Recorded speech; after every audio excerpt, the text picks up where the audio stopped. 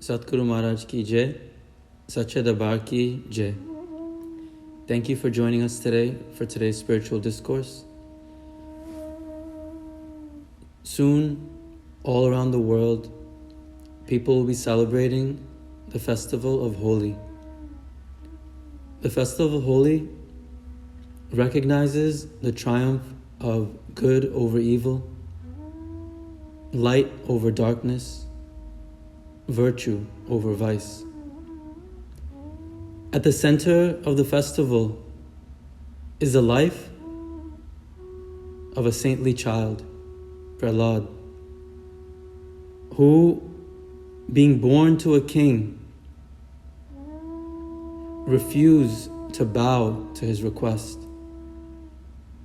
of forgetting God, of forsaking the divine life and the divine mission that he knew he had.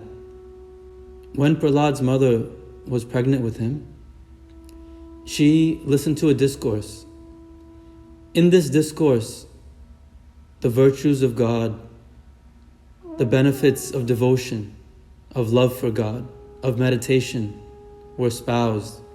Hearing these words, from that moment, he was set. From that moment, his mind was made up. This would be the path of my life. In contrast to the decisions that we seem to make day in, day out, he made one decision and never wavered from that direction for the rest of his life.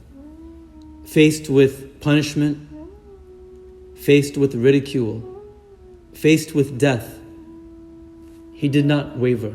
He did not move in any other direction.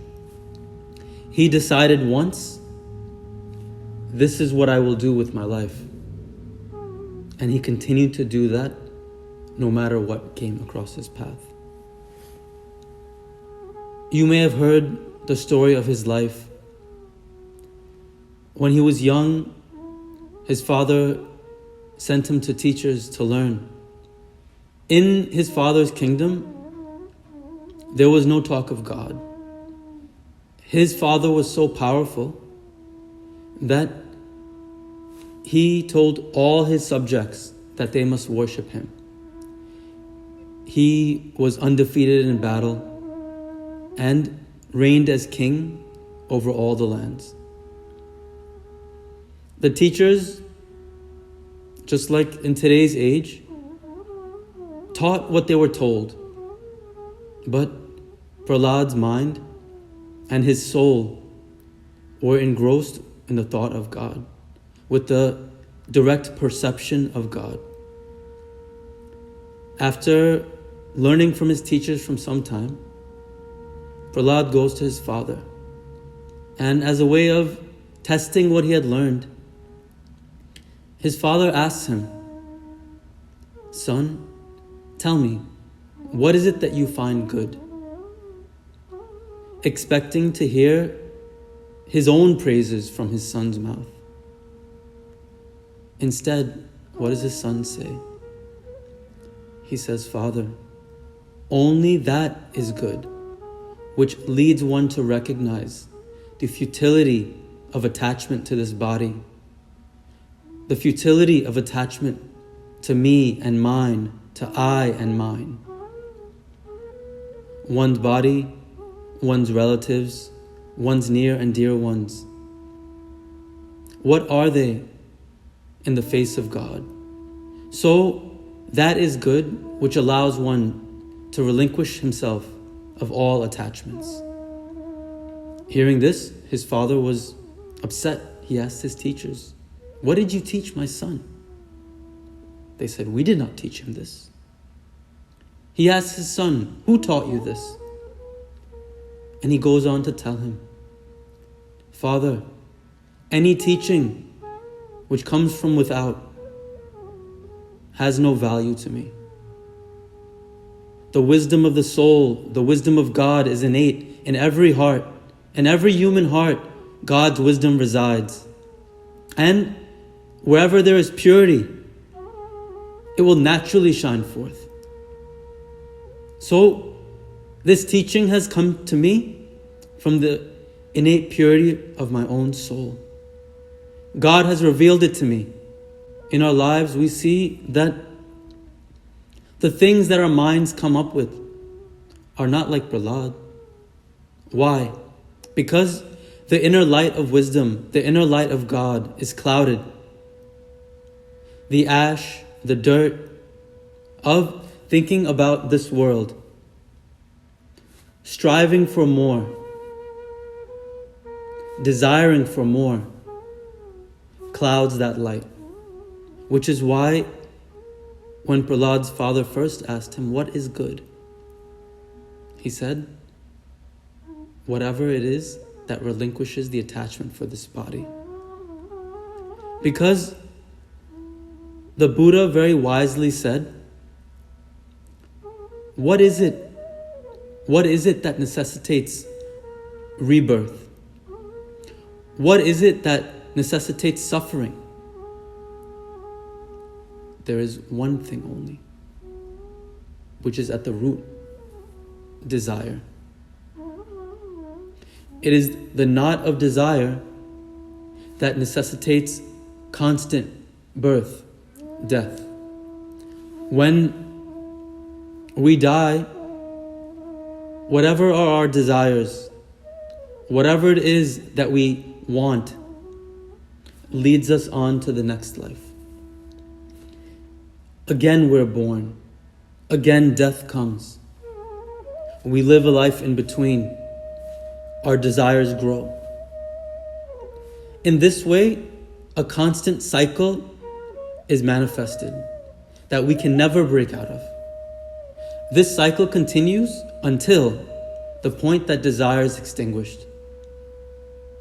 Prahlad, understanding this, says to his father, the greatest good is that which relinquishes this attachment to body. So Prahlad explains this also to his father. He says, Father, there is only one saving grace in this world.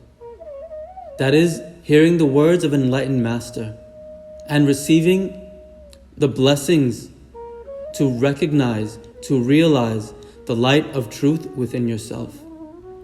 Beyond this, there is no good. Beyond this, there is no salvation. Beyond this, there is no peace. Beyond this, there is no happiness. Know this to be true, Father, and change the direction of your life. And try not to deter me from my path. His father, being egotistical, heard his words but could not heed them. After many years, when he saw his son was beyond fixing, because for him, this devotion, this upholding of ideals, of truth, of meditation, of love for God was unacceptable. Every human being approaches life, measures themselves and others according to what they put value on. One person thinks riches are important, and everyone who is rich has value in their eyes, and everyone who is not rich has no value. One person values beauty. Everything and everyone that is beautiful has value in their eyes. And everyone who does not have that beauty, everything that is not beautiful has no value. Likewise, those who are devotees of God, who have devotion in their heart, they find any place that has devotion, anyone who has love for God, any place that evokes love for God, is holy to them and has value to them. For Prahlad, who were his friends? Where did he find beauty? Where did he find value? In those places where God's name was recited. In those people who had love for God. His father was not one of these. His father loved himself. And so anyone who praised him, he saw value over there. Anyone who was fearful of him, he saw value because he was a great warrior. Anyone who served him, he saw value. His son did none of these things. His son, in his mind, served him by trying to tell him the truth. But the truth had no value for his father. So he rejects his son. He rejects his notion of truth. He rejects his notion of virtue, of light, of devotion and love for God. He rejects all of this. He calls his servants and he says, "My son must die." They try to poison him. They try to have him crushed by elephants. They try to stab him. They try to have him poisoned, bit by snakes. Nothing works. Eventually, they come to the point where he tries to burn him alive. He tells his sister, "Hold my son while we put you in a fire." His sister is impervious to fire. She has been blessed to be safe from fire. His son doesn't have this blessing. So they put him in the fire. By a miracle, he is saved. But the symbolism of this fire is so beautiful to me. If we think for a few minutes about what is fire, what does it mean to burn? A tree grows for 10 years, 20 years, 30 years, hundreds of years. In all those years that tree is alive, all the nutrients it takes up, all of life that it experiences, all of that is stored in its leaves, in its bark, in the trunk, in the branches, in its roots. Every single photon that comes from the sun that it has accepted and converted into energy and stored up, all of the minerals from the soil, the rain that has fallen, that it has made part of itself, all this it gathers, all this it gathers. Then someone comes along, chops down that tree, breaks the branches, gathers the leaves, and the trunk is cut into small pieces. And that trunk, those leaves, those branches, every part of that tree that burns has over many years grown and become that. And when you put it in the fire, what has taken years and years and years to accumulate burns in just a few minutes. And so, in this fire, Prahlad's father wishes to burn him. The fire of knowledge, the fire of bhakti, the fire of love for God takes the accumulated karmas of many lifetimes that we have built over many lifetimes, many actions, many thoughts, many desires,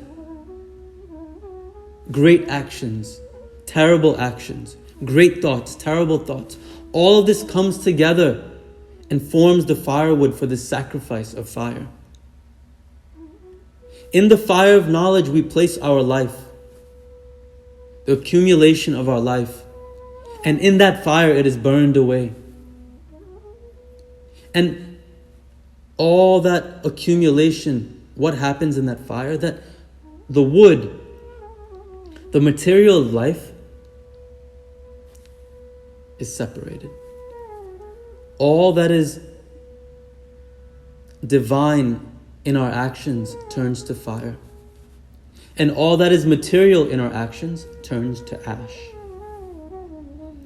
Now, when you burn certain types of wood, it gives a nice smell. When you burn certain types of wood, it gives a different color in the fire. Now, every action has some imperfection. Every action that we take has something wrong. No matter how good, how perfect we try to make it, something is always wrong. In the path of devotion, in the path of bhakti,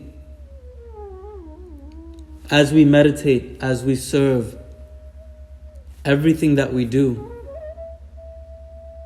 we slowly purify. But the final purification of all these minor mistakes or great mistakes is to be placed in this fire of knowledge. When the fire of knowledge blazes within, and in our lives, the fire of trial and tribulation, what happens? This accumulation burns away. The accumulated karmas burn away. What is divine in our lives is converted to fire, is converted to the divine fire and lives forever. What is material, what is dark in those actions becomes ash, becomes nothing. So, Prahlad is burning in this fire, but he is not destroyed. Why is he not destroyed? Because as he has said again and again to his father, that the true nature of life is divine, that God is to be found everywhere. What is material in him has already been destroyed. Fire's nature is to release what is stored. If you pour gas on a fire, the inherent energy in that gas is released as a big blast. You put wood on that fire, the accumulated energy from the sun, from water, from the soil that it has gathered, it releases that as more fire. It turns into that flame. So Prahlad is in this fire. He does not burn. Symbolically, he does not burn because he is already pure. His aunt who is holding him is destroyed in that fire, symbolizing vice. In the fire of knowledge, in the fires of meditation, the vices are destroyed. And when they are destroyed, what is left? Prahlad's aunt dies. Prahlad, who symbolizes devotion, light, virtue, goodness, continues to live. If in our own lives we are experiencing some problem, some hardship, think of Prahlad. From before he was born, he knew this one thing to be true. From before he was born, he had one goal, one direction, and he maintained that his whole life. He maintained that his whole life through threat, through ridicule, through pain, through the penalty of death. It made no difference to him. All of these obstacles that came in his way had little meaning because his focus was perfect. The obstacles, he only stepped over. The obstacles, he only went through. But his attention was always on his goal, never wavering. So Prahlad's attention was always on his goal. when a fire is burning and the wood is burning, ash is formed. Black smoke is formed. As we progress in our spiritual path, as we progress in meditation, sometimes we find that our attention goes from the flame to the black smoke that is rising. Is it possible that the wood can burn, that our karma can burn, and there can be no black smoke? Is it possible that when that black smoke is created and you breathe it in, you will not cough?